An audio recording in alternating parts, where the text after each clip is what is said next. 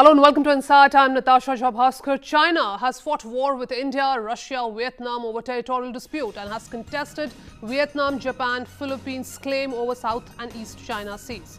Though officially the Chinese government has refrained from an aggressive rhetoric over the standoff, nevertheless its media has been carrying out relentless propaganda war and implicit threats against India and at times against Bhutan. It was Bhutan which had asked for India's assistance to resolve the crisis, but Chinese media has also blamed India for oppressing the Bhutanese kingdom. Latest is the reports of a skirmish between Indian and Chinese soldiers in Ladakh region. Is China opening new fronts on Doklam standoff? How should India deal with China? The Indian forces are bracing for more shallow intrusions or needling probes from China's People's Liberation Army in vulnerable spots along the line of actual control. This assessment comes even as the two forces held a border personnel meeting in eastern Ladakh yesterday to calm down tempers a day after Indian and Chinese soldiers pelted stones at each other near Pangong Lake. PLA's game plan is to step up pressure on India to unilaterally withdraw from the face-off site in the Bhutanese territory of Doklam, and it can continue needling in some areas along the 4,057-kilometer line of actual control. The LAC, which stretches from Ladakh to Arunachal, PLA could try something in eastern Ladakh as was seen on Tuesday, or eastern Arunachal Pradesh, or Lipu Lake Pass and Barahoti in the central sector of Himachal Uttarakhand. But the channels of communication are also being kept open. Indian soldiers did hand over sweets to their Chinese counterparts at multiple locations, including Doklam on the Independence Day. Question to ask is, if China is opening up new fronts against India, is there a real risk of escalation? Your report. Right, so is there a real risk of escalation? Joining us on the program today, very esteemed guest, former Ambassador Mukul Sanwal. Thanks very much, Ambassador Sanwal, for joining us on this program. Also, President of Centre for China Analysis and Strategy, Jayadev Ranade. Thanks very much, sir, for joining us on this program. And senior journalist S. Venkat Narayan. Thanks very much, sir, for joining us in this program. Questions we are asking today: is China opening up new fronts against India? Is there a real risk of escalation? What about negotiating through diplomatic channels? Is China's global ambition spilling across its borders? Is it time for India to harden its stance? And how should India deal with China?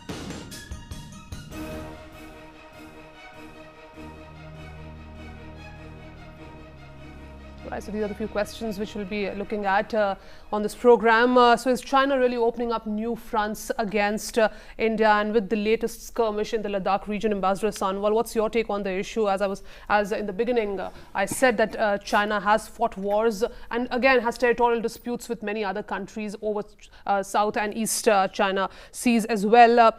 How do you look at the latest skirmish between India and China over Ladakh? See, it is a historical fact that the border has not been demarcated. Two principles are really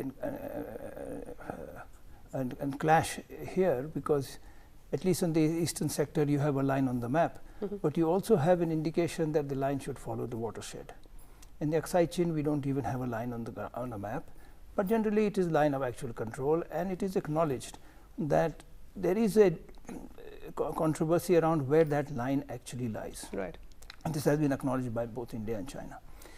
I think the key issue here is, how do we look at what is happening in the border and the broader relations with China? Do we focus on a skirmish, which could be a local affair, it could be a planned affair, we do not know. But what we do know, and that has been reported in today's one of the newspapers today, that the border meeting in Chushul began in the afternoon and continued till late night. I would like to focus on that. I would like us to focus on that. Similarly, even though the function that were really held in Nathula over the years has not been held, but sweets were exchanged. Right. They were offered by the Indian troops all along the border, including at the tension points of Doklam, and they were accepted by the Chinese. Now, these are two facts. It is also a fact that the press on both sides is taking a somewhat alarmist view, Right. including our press. Because you could see the two TV channels yesterday. One focused on the stone pelting, the other focused on the border meeting. And so it is a question, I think. But that's true, there is no official response, be it from the Indian side or from the official response the Chinese is very side. interesting. The Defense Minister of India says this is not something government comments on. Right. And the Chinese official spokesman said, I do not know. Right. So officially diplomatic channels are on. But I think the key thing that we need to focus at some stage during the discussion. And the Chinese today, spokesperson also mentioned that we would want the Indian government to abide by rules and go through the border security issues. Yes. Right. That look, let us follow the rules or whatever. That is there.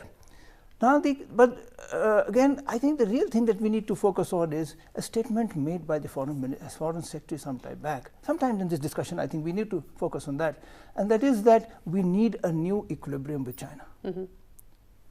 So that is the recognition, official recognition of the government of India. We'll talk about that also. Yes, how later. should India really deal with China? But apart from the pushing and jostling component, this has happened, and as Ambassador Sanwal himself pointed out, that the very definition of line of actual control, there's no clarity there. And we have also in the past seen such transgressions.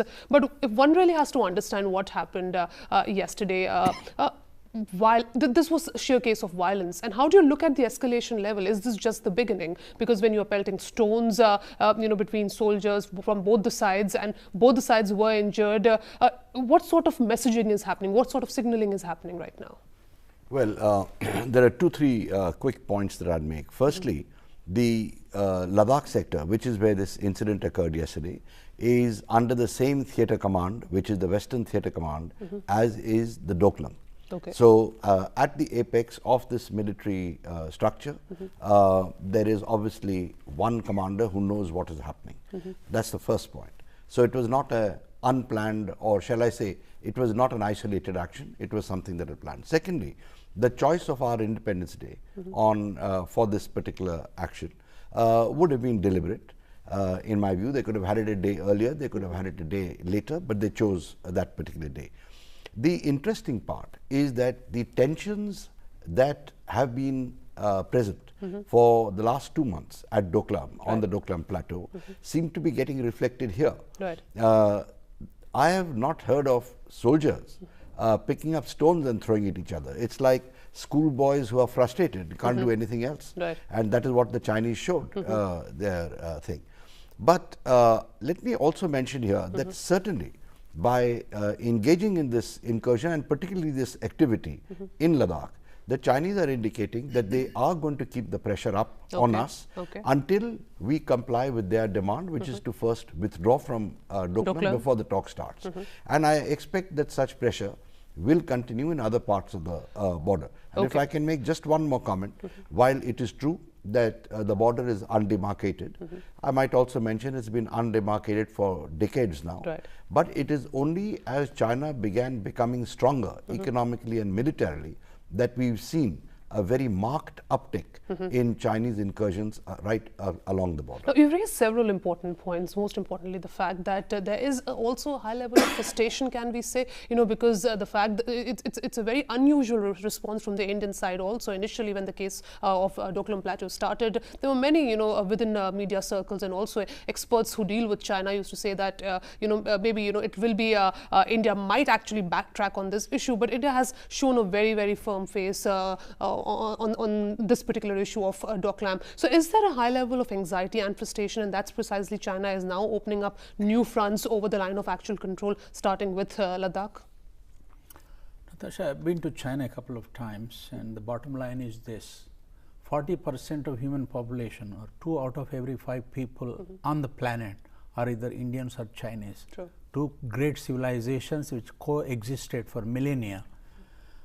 And we must remember that they only pelted stones. They did not use bullets. And as the Prime Minister has said very often, not a single bullet has been fired at each other since 1962. That is the most important thing. I think the media has been needlessly aggressive, almost chauvinistic, and stuff like that. And this, I would like to think it's primarily a localized kind of this thing. Okay. I do not see any reason why we should get worried. And as the Indian spokespersons, officials, and Foreign Secretary Jaishankar has said that The diplomatic channels are open. The Prime Minister will be going to China for the BRICS summit. Right. I expect a bilateral meeting or summit between Prime Minister Modi and President Xi Jinping. And things I like to think, the war is being fought on, you know, over imaginative TV reporters, anchors, and column, people like that, and in the newspapers. But I do not see any. Okay, so you're saying still not a panic situation and unnecessary. Let's not cook up stories about something which is happening. But if one has to understand, seeing the response, what really happened in Ladakh, and the fact that you have followed China for a good number of years, is this something different? When we're talking about stone pelting incidents, Mr. Narayan mentioned that no bullets were fired. But if one really has to trace the escalation, how an escalation happens? Well, stone pelting is unusual, as I said. I mean, normally we would find the soldiers confronting each other, refusing to give way. These are the instances that have happened in the past. Maybe pointing guns at each other, but it usually stops at that. So this is an unusual escalation. It's short of firing shots, as Mr. Venkat Narayan pointed out, but it certainly is an escalation from what we have seen in the past. Two quick points I'd mention. When we talk about the China-India border having been peaceful and not a shot having been fired in anger, we forget 1965 and we forget 67 and 85, when there was very heavy exchange of artillery fire between the two sides, resulting in a number of Chinese dead. So I think there have been occurrences in the past. Okay. And here, I'd just like to make one point. In fact, my own assessment is at slight variance here, because I don't find that the Indian media, barring a couple of channels, has been overly ballistic about what's happening in unlike the Doklam. Chinese media, because unlike all the Chinese media, which I must mention is state-controlled and state-owned. So there, it's a direct effort by the state. Means there were articles titled "Disaster in the Making." Exactly. And yesterday, last night, in fact, at 9:30, Xinhua, which is the authoritative news agency of China, produced a 3-minute video talking about India's 7 sins, where they listed, of course, Doklam, etc. So, it's there also. It's an shall I say, an elevated. We'll talk about that also, and if there's a real risk of escalation as we are debating. And apart from what about diplomatic channels? Because Minister of External Affairs Sushma Swaraj categorically also in the monsoon session said that India and China is trying to resolve the issue through dialogue. And what are really the possible scenarios in this particular case? And in Doklam, is there a possibility that things will change after? In the last 50 days, we have seen that the number of troops on ground has actually improved, and it's believed that India has superiority as far as this terrain is concerned. But what about Ladakh? What about other areas on the line of actual control? Will that actually give an upper hand to the Chinese authorities? Talk about all that on the other side of this break. Stay tuned.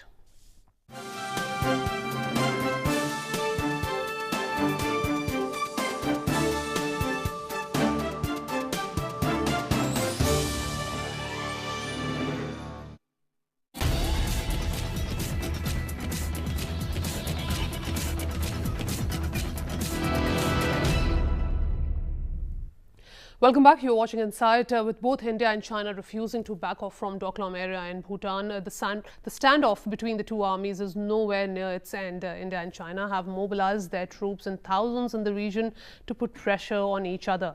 The site of ongoing standoff in Doklam area lies on the Bhutan-China border, and India is in the picture due to its security arrangement with Bhutan and strategic importance of the area for India's northeastern states. Tension between India and China over the Doklam standoff continues to remain high, with both sides refusing to withdraw their respective troops from the India-Bhutan-China tri-junction area, even as diplomatic efforts by New Delhi seem to be waning. While the border personnel meeting between senior army officials of both the countries remained inconclusive, India continued to coax China to come to the table for a diplomatic solution to the issue. The Doklam standoff highlights the security concerns of the northeastern states, which may be vulnerable in case there is a sudden Chinese military aggression. Doklam Plateau is not very far from the Siliguri corridor, also referred to as the chicken neck, that connects the northeastern states with the rest of India. The Siliguri corridor is only about 20 to 25 km wide and is sandwiched between China and Bangladesh. It provides the narrow channel for supplies to and from the 7 states of India. There's a fear that if the Doklam standoff turns into a military skirmish or war, the insurgent groups, many of which as assumed have support of China, may disrupt peace in the region. Bureau report.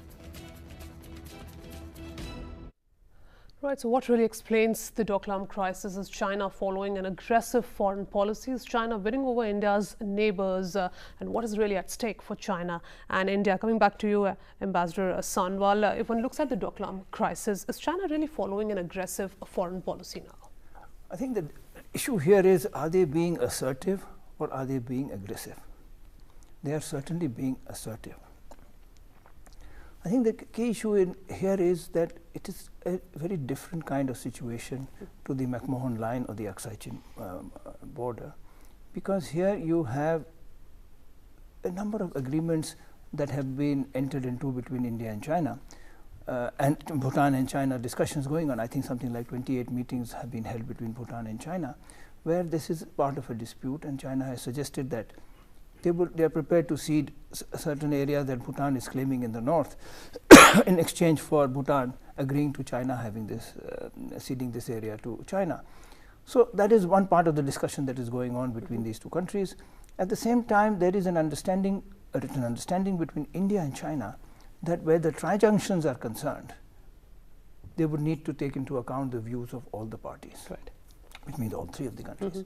So even though the Sikkim border has been demarcated and there is an understanding that there is a line on the ground, but there again there is a dispute between the line on the map and the watershed principle. Right. So we have all these complications on this particular area. That is as far as the discussions, the negotiations and the maps and understandings are concerned. At the same time, yes, this is close to the Chumbi Valley and the Chicken Neck, as we just heard. But the key question here is, will China cross the international border on an issue like this? And the assessment of all the analysts, including Americans, Chinese and Indian analysts, is that no, they will not cross the international border on an issue like this. Okay. Not only because it would be an act of war, it would be something that that is against what China is pushing for in the world as a responsible global power. Now, but at the same time, we militarily, and all analysts agree, including military strategists, that militarily India is very strong in this region. We have 3 divisions, there's a high we have artillery pieces. The reference to Nathula, that was exchange of artillery fire, Nathula, was that the Chinese, more Chinese were killed in that action than the Indians. So I think on all these grounds, and they do not want to cut us off from the northeast. Okay, Mr. Nanade, what really explains the Doklam crisis is now, you know, as Ambassador Sanwal just pointed out, that China is not really following an aggressive foreign policy, but a more assertive foreign policy. China has questioned that why India should even have a say in a matter that concerns only Beijing and Bhutan, also saying that, you know, also blaming India for oppressing the Bhutanese kingdom, though Bhutan on the other side acknowledged India's role and contribution here. My question is that why Doklam becomes so important for us, and what is at stake for India and China here? Well, firstly, the Chinese, in this propaganda warfare, if I may call it, they have tied themselves into knots. They've made statements that have been exposed as untruths, as lies. Their Deputy Director General Wang Wenli traveled to Thimphu and then made an announcement saying that Bhutan did not ask for India's support, which was denied by the Bhutanese Foreign Ministry. They have then claimed that Doklam, and right through this problem, that Doklam is Chinese territory and we have trespassed into Chinese territory, which is incorrect. I mean, Doklam is an area that is disputed between Bhutan and China. And China, in fact, in 2010 offered an exchange and requested Bhutan to give them Doklam and keep 2 other chunks of territory that they had claimed. So Doklam is obviously not Chinese territory. Right.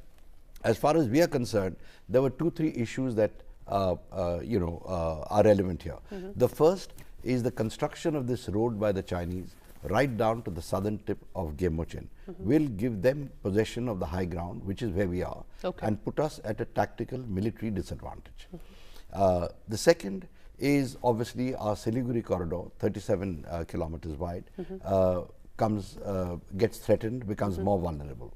The third is the Chinese effort by doing this to unilaterally take over Doklam and pressurize Bhutan into establishing formal diplomatic ties with China and allowing it to set up an embassy and bring in them Thimphu. also closer to our northeastern states and our Indian infrastructure. Yes, that's why I spoke about the Siliguri corridor.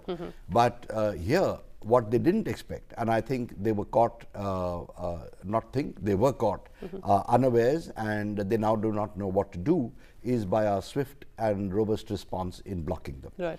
And because we also maintained that in 2012 we signed an agreement with the Chinese on Doklam not to undertake any road construction without prior discussion. So that is the situation. But if you look at what the Chinese have been saying, and this is where that element of aggression comes in, it's a fine line in any case between assertiveness and aggression. The element of aggression comes in is the manner in which they have insisted, A, that Doklam is Chinese territory, B, that India has trespassed into Doklam, and C, that India must first withdraw before talks can begin. True. So now, the fact that this has continued for last 50 days, do you see this de-escalating in the days to come, or are we now going to see a worse version of this? Well, what we are seeing is a Chinese attempt to browbeat us, which has not succeeded. I don't see India backing off. I think there's too much at stake for us. All our neighbors are watching this very carefully. Other countries are watching it very carefully. And India certainly cannot afford to back off. The Chinese also have a problem. By going so far ahead on their propaganda, they don't know how to pull out of it. And Xi Jinping is heading in for the 19th Party Congress. I'm sure he doesn't want a doubtful military adventure to take place, because he's not certain that the PLA will really come out victorious, and he doesn't want to go in having lost a battle. Okay, so I'll take a cue from there. The domestic political compulsions also for the Chinese administration, is that the reason also the nationalistic fervor within the Chinese administration is now actually, you know, being all the more promoted, and that will actually make things difficult for the PLA to back off. Within the PLA also there are divisions. So, you know, their own house is not in order. That's a strong possibility, you know, and the Chinese were trying to say that Doklam is their territory and all that, but the Bhutanese parliament has discussed this issue, and Doklam figured prominently in most of the 24 rounds of negotiations Bhutan and China have had so far. And so, you know, domestic pressure could be one reason. The thing is, China has borders with some 18 countries, and you know, there is some problems of this nature can happen only between people who share a border, right? You know, so you know, they're trying to bully and browbeat or buy love with cash, you know, I mean, small neighbors and all that, and they're also upset that we did not join the OBOR, you know, and we are a democracy, they are a dictatorship, and there is a certain amount of jealousy involved in that. Of course, they are a $12 trillion economy, and we are only $2 trillion and a quarter, you know. So we have a lot of things to do to catch up with China and so on.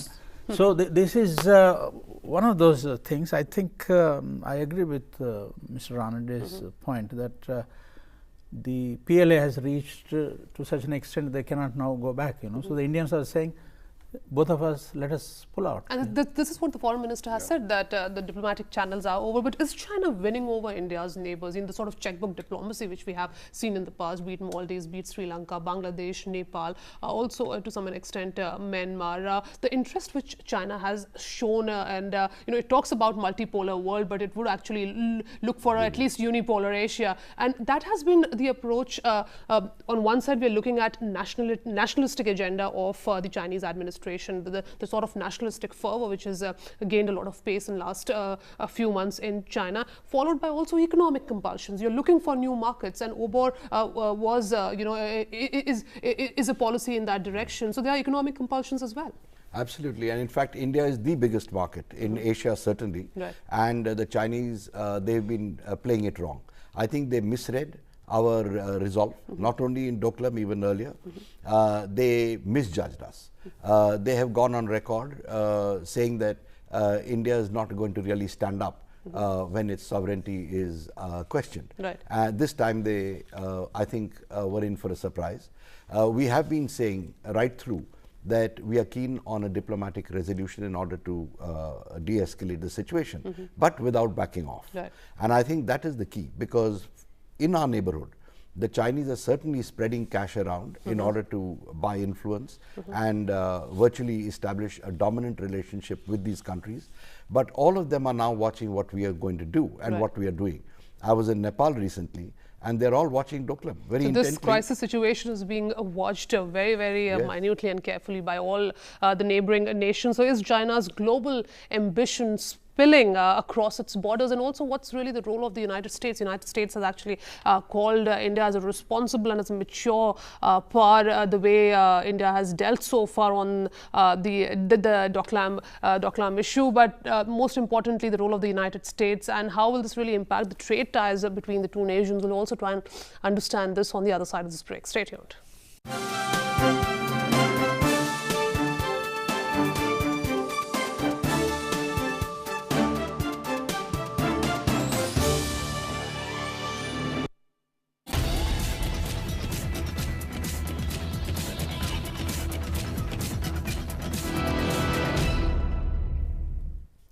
Welcome back. You're watching Inside. China's government has said it will take action to defend its interests after US President Donald Trump authorized an inquiry into whether Beijing is improperly obtaining foreign technology. China's policy of forcing foreign companies to turn over technology to Chinese joint venture partners and failure to crack down on intellectual property theft have been long-standing problems for several US administrations.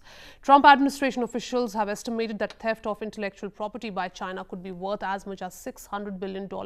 So will trade ties be really affected? Also, US has asked India and China to resolve border tensions through dialogue. The United States has said it wants India and China to sit down and have a direct dialogue to resolve their issues.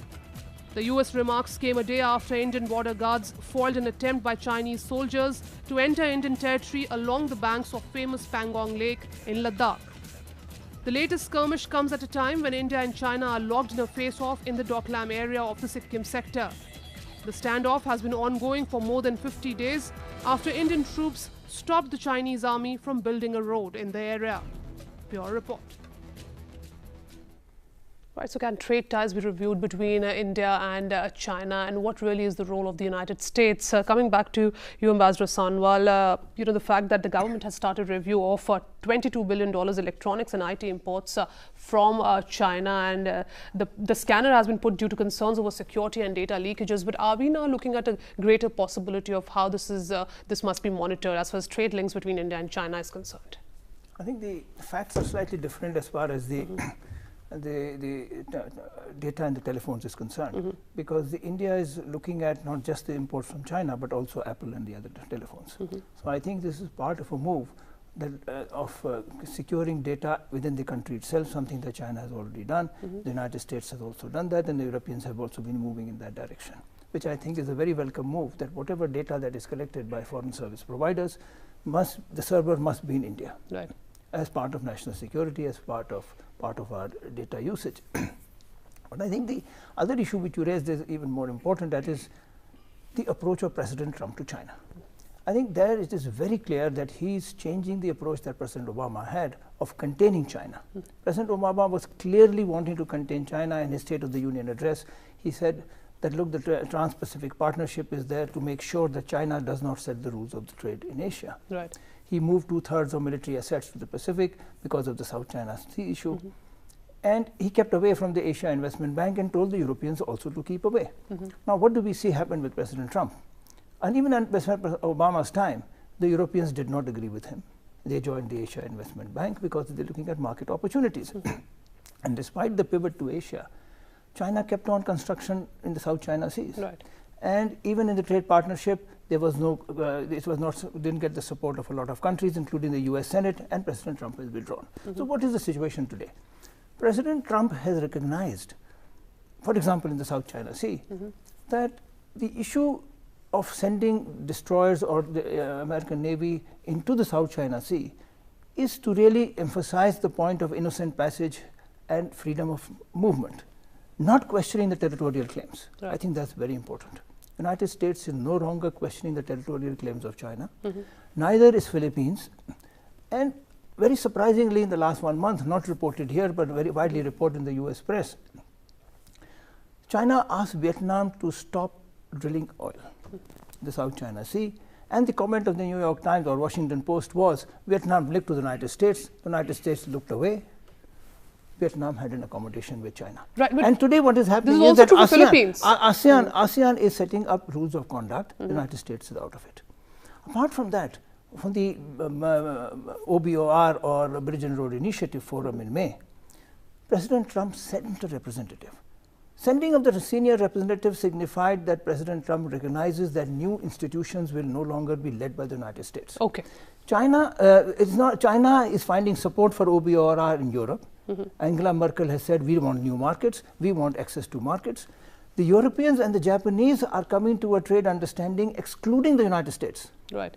And even within our neighbors, the BNRI has the support of everyone, Iran, Australia, Japan. When analysts talk of India setting up a balance of power or front against China with Japan and Australia, I think we must recognize that Japan is now mending fences with China. Right. And I remember the last discussion which we did on OBOR, and you said that it wasn't a wise decision by us not to go. It's so the Australian economy is so interlinked to the Chinese economy that they are not going to go against China. Okay. So what we need to really think through is, yes, what is the leverage we have against China, on China, and try to find a new equilibrium. Okay, finding a new equilibrium. But Mr. Ranade, you know, if one really tries to understand the trade practices and the fact that now India is also reviewing its trade policy and the sort of, a review of its $22 billion, electronics and IT imports from China, what sort of possibilities really exist, and where do you see United States? Is there a new strategy at work? The fact that we are also looking at, elevating our strategic talks with United States. US is playing a major role here? I think we should not get taken in by Chinese propaganda, firstly.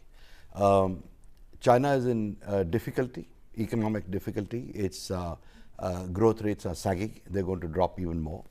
And as far as the United States is concerned, Trump certainly is an unpredictable president who's come in. But he's made it very clear that he's not going to compromise or allow US's dominant or preeminent position in the world to be brought down. True. So that's a very clear statement by him. We see two other characteristics. One, his position on terrorism.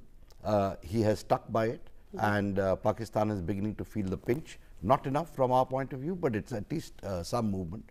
And as far as China is concerned, he has started hurting China where it hurts most, which is in the trade sector. Right. That's for the intellectual property rights. 87 companies have been sanctioned already, more are going to come. And there are a lot of other things with China too. So there will be pressure on China at one level.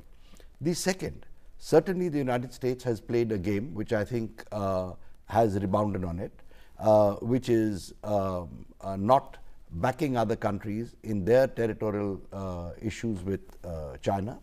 But then don't forget that Japan is being encouraged by the United States, and Japan is building up its strength. Right. Today, its navy is formidable in this area, and it calls itself the Japanese Navy, not self-defense Navy. So that's an important. And what about China's ties with its East Asian neighbors? Because as far as Philippines is concerned, we have seen a series of flip-flops there as well. Certainly, a lot of flip-flops. The ASEAN has not been able to get its act together, and these are all things that play to China's advantage. But coming to China and India, I think India is having a close look at the manner in which Chinese companies have penetrated the Indian market without us getting equal benefit for accessing the Chinese market. Right. And the Chinese, in fact, if one studies their rules, they're deliberately kept vague.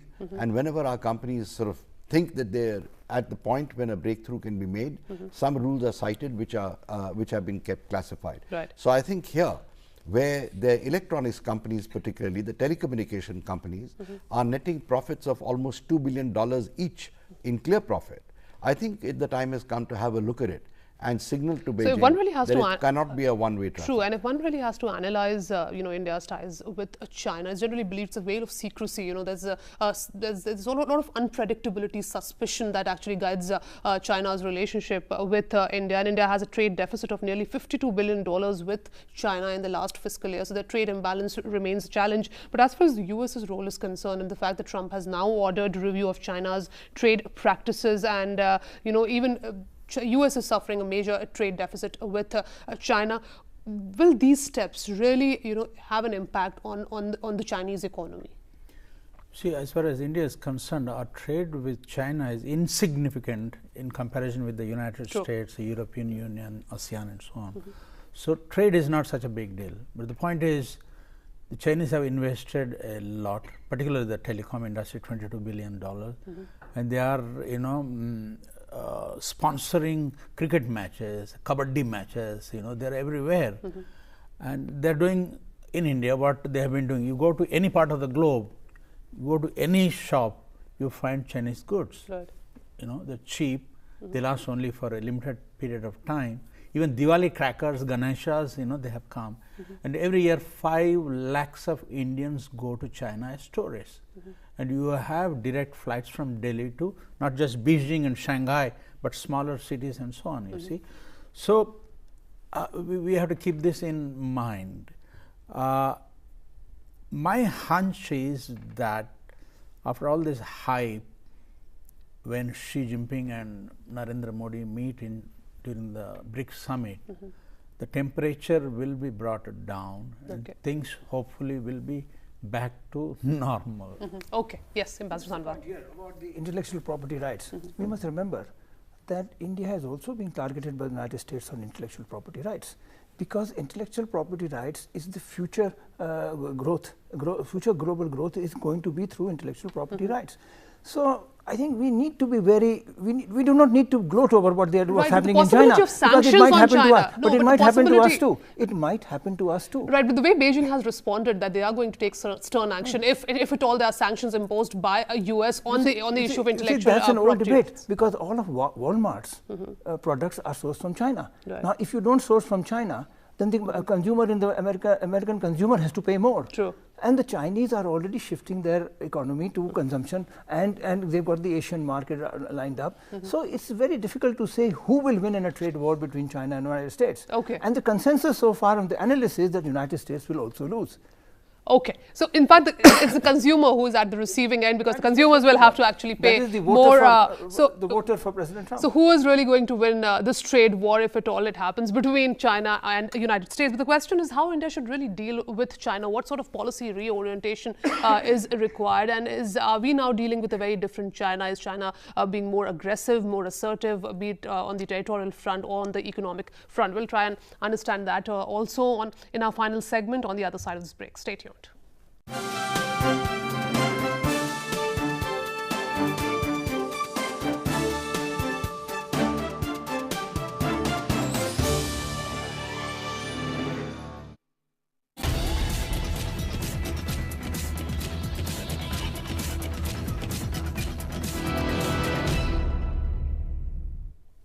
Welcome back. You're watching Inside. Finally, how should India deal with China? Do we need some sort of a policy reorientation? Coming back to you, Ambassador Sanwal, will the tension spread now? Because when we're talking about Doklam, then followed by Ladakh, are we now going to see, in the coming days, more reports and more coverage of these sort of incidents, and what this really means? How should we change our strategy towards China? I think we need to look at what others are also doing in this context. I had said earlier that our Foreign Secretary has said we need a new equilibrium with China. Right now, the analysts in the United States are also debating what should be the American strategy towards China. How should America deal with the North Korean problem? Should it take a very short-term view or should it take a long-term view? I think the first point I want to make is we need to take a longer-term perspective. We don't need to look only at the border skirmishes, which are symptoms, not the causes of the problem. That is one. Two, I think we need to very seriously take the statement that the Foreign Secretary has made, that look, we need a new equilibrium with China. Right. Now, in all this discussion, we forget that in June, when Prime Minister Modi and President Xi Jinping met in Astana, they came to a very important understanding. They said, look, this is a multipolar world. We are factors of stability, and differences should not become disputes. That is part of an understanding. So, what would be the new equilibrium? Right. My take on this is that we need to, and I think the Chinese are aware of this too, that their Achilles heels is their demography. China is aging very fast. Their working age population peaked in 2012, and most surprisingly, by 2050, 49% of the median population will be aged, right, which means that they will not achieve their dream of becoming rich before they get old. So that is their national dream, just as it is for us, that we need to get rich. Now, India's population, working age population, will keep increasing from 2050, and again, the OECD and other analysts have said that India has the potential to overtake the United States, if not China. Right. Now, China is very aware of this. That's one.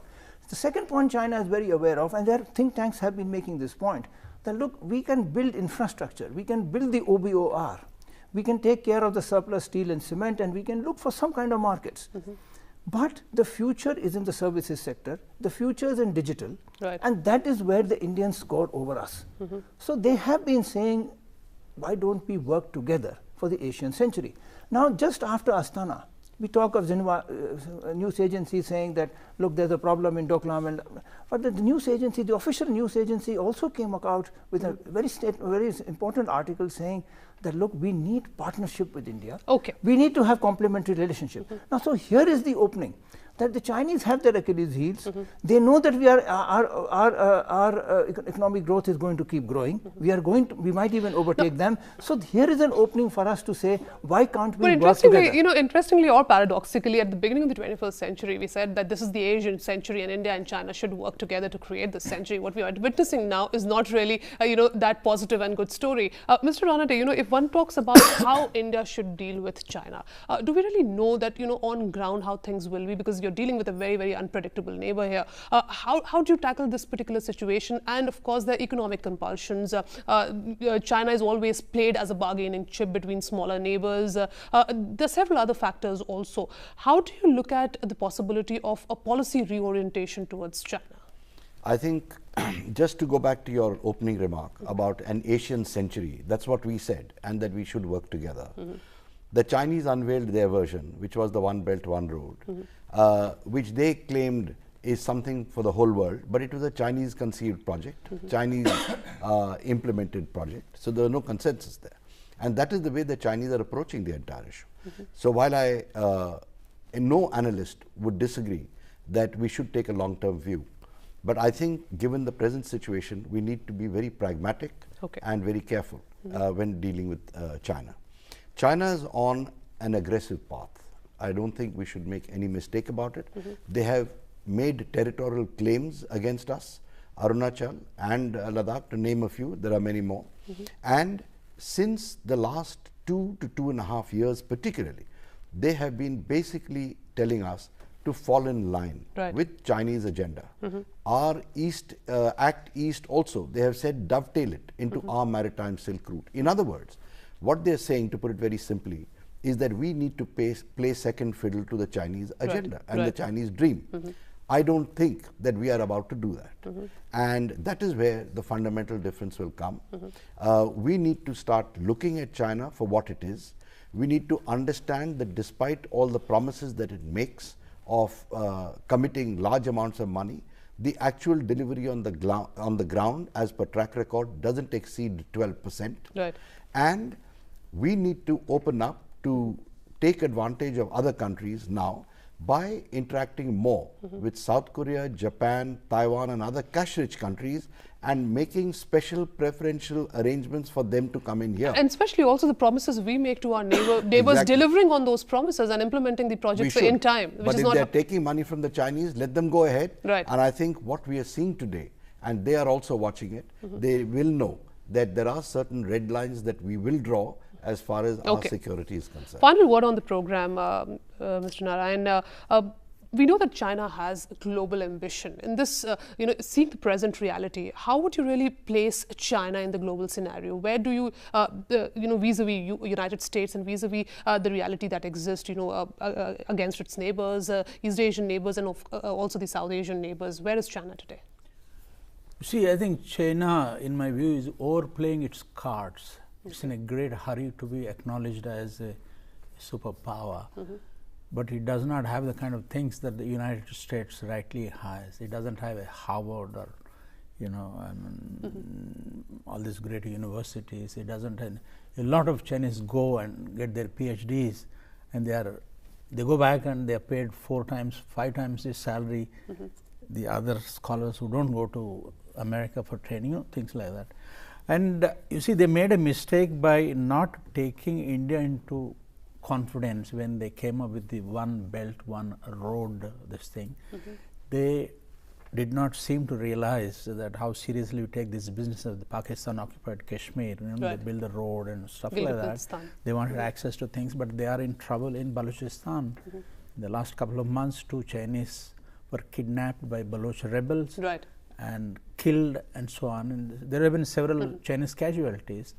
And by distributing money, throwing money, pumping in, they are trying to buy love and influence. The bottom line is, all these countries are being indebted to China. China's own debt is 3 times its GDP now.